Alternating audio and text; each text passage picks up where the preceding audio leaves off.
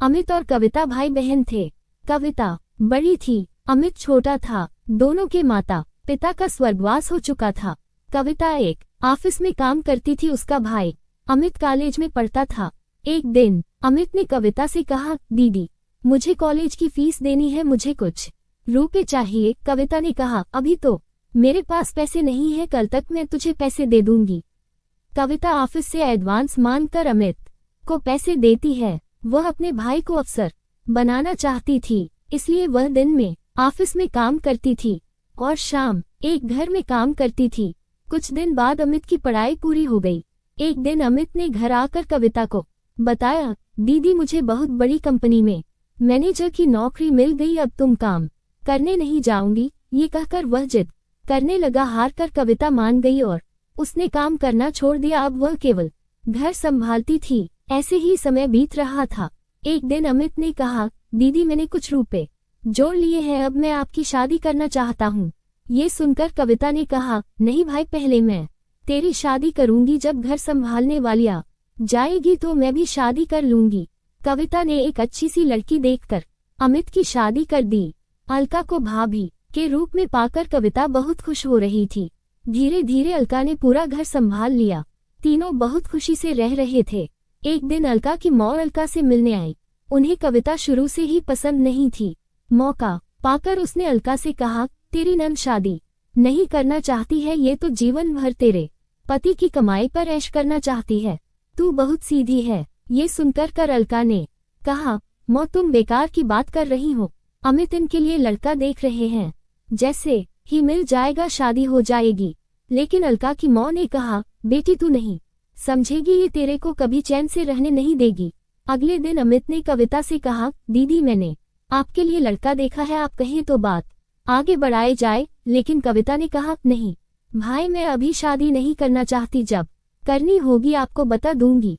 ये सुनकर अमित और अलका को आश्चर्य हुआ। अलका के दिमाग में मौँ की बातें गूंजने लगी। उसके बाद अलका का व्यवहार कविता के लिए बदल गया। वह अमित को सामने कुछ नहीं कहती, लेकिन अमित के जाने के बाद कविता से छोटी छोटी बात पर लड़ती रहती।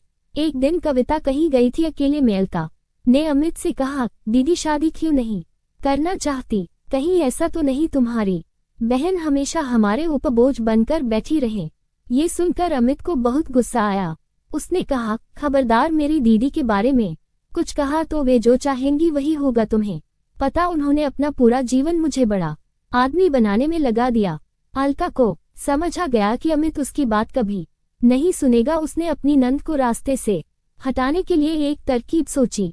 एक दिन अलका ने कविता से कहा, दीदी काफी दिनों से मैं कहीं बाहर नहीं गई हूँ, कल हम मंदिर चलते हैं। ये सुनकर कविता बहुत खुश हुई। अगले दिन दोनों मंदिर में पहुँच जाती हैं। मंदिर में पूजा करने के बाद अलका कविता को प्रसाद देती है। उसने प्रसाद में कुछ मिला रखा था। प्रसाद खाकर कविता बेहोश हो जाती है। अलका उसे छोड़कर घर वापस आ जाती है।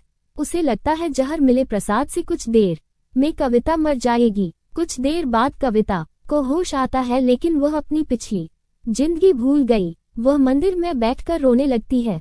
शाम को जब अमित घर वापस आकर अलका से कविता के बारे में पूछता है तो अलका कहती है, दीदी तीर्थ यात्रा पर गई हैं, कुछ दिनों में वापस आ जाएगी। तब अमित कहता है, दीदी मुझे बगैर बताए अचानक कैसे चली गई। वो परेशान हो जाता है, लेकिन अलका उसे समझाकर शांत कर देती है। इधर कविता को उसी मंदिर के पुजारी मंदिर में स्थान दे देते हैं।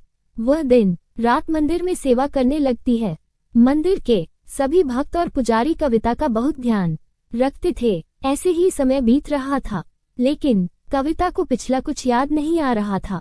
काफी दिन बीत जाने पर अमित कविता को ढूंढने निकल गया। वह कविता को ढूंढता रहा, लेकिन कविता कहीं नहीं मिली।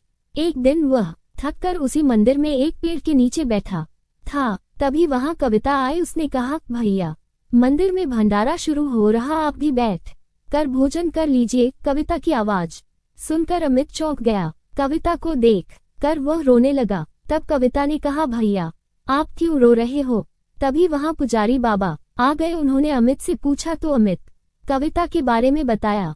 पुजारी बाबा ने कहा, ये लड़की यहाँ बेहोश मिली थी, होश आया तो इसे कुछ याद नहीं था। अच्छा हुआ तुम मिल गए, इसे अपने घर ले जाओ, भगवान ने चाहा तो वहां जाकर इसकी यादाश्त वापस आ जाएगी। अमित ने कविता को चलने के लिए कहा तो वह रोने लगी और जाने से मना कर दिया, लेकिन अमित जिद कर रहा था।